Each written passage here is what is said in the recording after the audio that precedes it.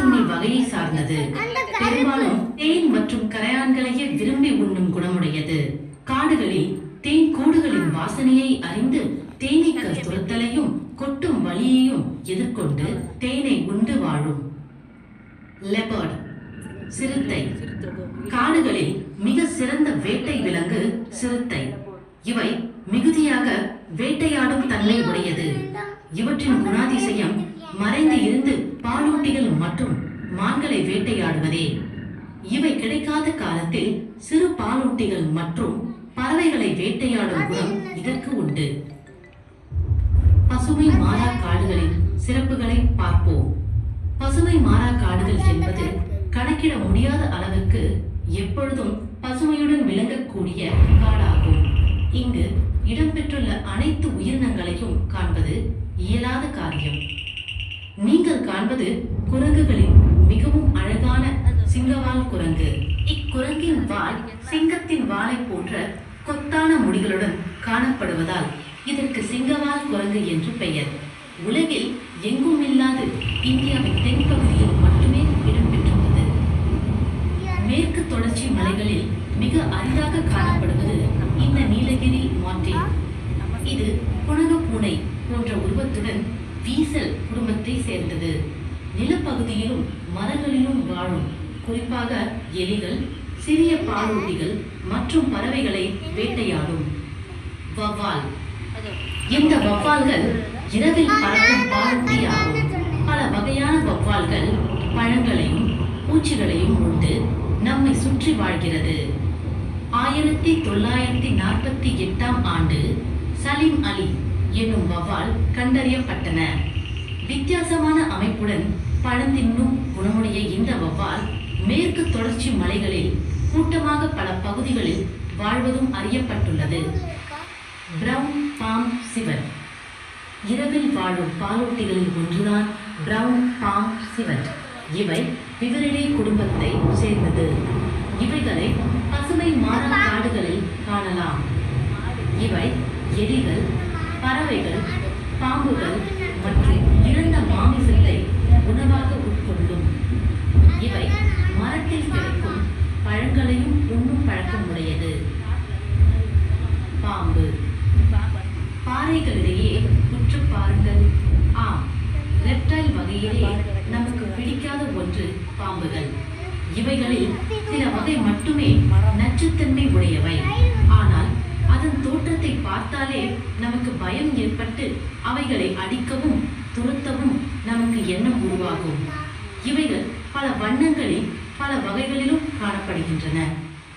பறவைகளில் சிறியதும் ஒரு சில பறவைகள் பெரிய உருவத்துடனும் காணப்படுகின்றன. மேற்கு தொடர்ச்சி மலையில் காணப்படும் அரிதான பெரிய உருவத்துடன் பல வண்ண நிறங்களில் மாறுபட்ட நீண்ட அலகினை கொண்ட இப்பறவைக்கு இருவாட்சி என்று பெயர். இந்த பறவை ஆதிவாசிகளின் பண்பாடுகள் மற்றும் சமய சடங்குகளில் முக்கிய பங்கு வகிக்கின்றன. தன் உணவு பழக்கத்தில் அதிக அளவில் பழங்களை உண்டு வாழ்ந்தாலும் சில சமயங்களில் சிறிய பாலூட்டிகளையும் வேட்டையாடும் குணமுடையது. மரப்பொந்துகளில் மறைந்து வாழும். இனப்பெருக்க காலங்களில் குஞ்சுகள் வெளிவரும் வரை பெண் பறவை கவனமாக அடைக்காக்கும் உயர்தர பண்பை உடையது. Fly catcher. இந்த பறவையை பாருங்கள். இது கருப்பு மற்றும் ஆரஞ்சு நிற ஃப்ளை கேச்சர் எனும் இப்பறவை மிக அழகான தோற்றத்தில் மேற்கு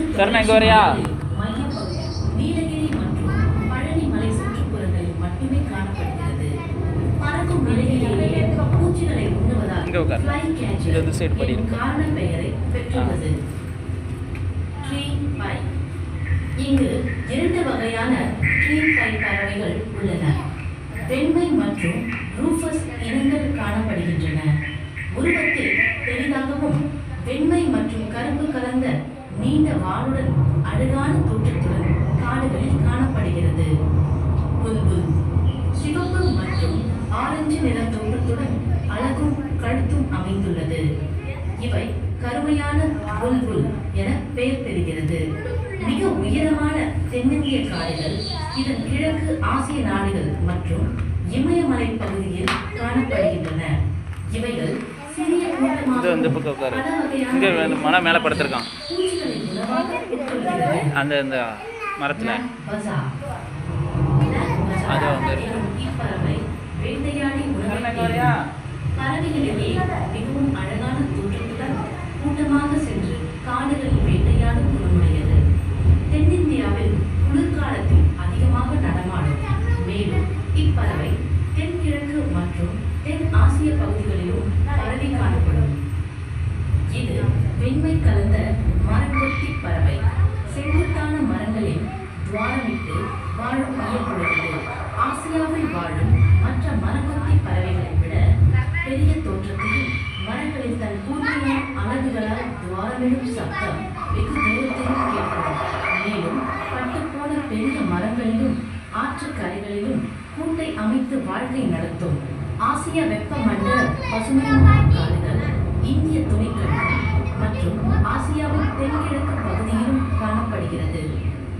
பே அவுல் முழுவதும் இரவில் நடமாடும் இப்பறவைக்கு பே அவுல் என்று பெயர். மேற்கு தொடர்ச்சி மலைகளில் காணப்படுகிறது. இதன் தோற்றத்துடனும் காது போன்ற அமைப்புடனும் காணப்படுகிறது. தென்கிழக்கு ஆசிய நாடுகள் மற்றும் இலங்கையில் காணப்படுகின்றன. லைன் பட்டர்ஃப்ளை வண்ணமயமாக காணப்படும் இந்த வண்ணத்து பூச்சி உருவத்தில் பெரியதாக உலகம் முழுவதும் பரவி காணப்படுகிறது. சவானாஸ் தோட்டம், பசுமை மாறா மற்றும் பருவகால பசுமை காடுகளில் உள்ள நீரோடைகள் மற்றும் ஆற்று ஓரங்களில் அதிகமாக தென்படுகிறது. வண்ணத்து பூச்சிகளிலும் மாட்ஸும் லெபிடோப்டரா எனும் ஒரே பிரிவை கொண்டவை. வண்ணத்து பூச்சி பகல் பொழுதிலும், மாட்ஸ் இரவு நேரங்களிலும் இரையை தேடி செல்லும். மாட்ஸ்களில் பல வகைகளில் மிக சிறிய உருவத்திலும் உள்ளது. இதை பாருங்கள். இதன் பெயர் ஆஸ்லன் மாட்ஸ். மாட்ஸ்களிலே பெரிய உருவத்துடன் சாட்டர்னிடே எனும் குடும்பத்தை சார்ந்தது. மேட்டிஸ் இப்பூச்சியை பாருங்கள். பூச்சிகளின் உலகத்தில் இதற்கு டைகர் மேட்டிஸ் என்று பெயர். லாவகமாக பதுங்கியிருந்து மற்ற பூச்சிகளை தன் முன்னங்காலால் இறுக பிடித்தும் அழுத்தியும் வேட்டையாடி உயிருடன் பகுதி பகுதியாக உட்கொள்ளும் குணமுடையது. உலகளவில் 2400 வகையான டைகர் மேட்டிஸ்கள் உள்ளன. உலகளவில் உள்ள தாவர வகைகளில் ஆர்கிடேசியே என்பது அழகிய தோற்றமுள்ள மலர்கள் ஆகும். இவை மக்களால் அதிகம் விரும்பப்படுகிறது. மேலும் ஆர்கிட் வகைகளில் பல இனங்கள் நிலப்பரப்பிலும் எபிஃபைட்டிக் அண்ட் லித்தோஃபைட் என வகைப்படுத்தப்பட்டுள்ளன. இந்த இனங்கள் மரங்களின் மேல் வளர்வதால் லித்தோஃபைட் என அழைக்கப்படுகிறது. வித்தியாசமான இந்த இனங்களை பார்ப்போம். பூஞ்சானம் பாறைகள், மரங்கள், மற்ற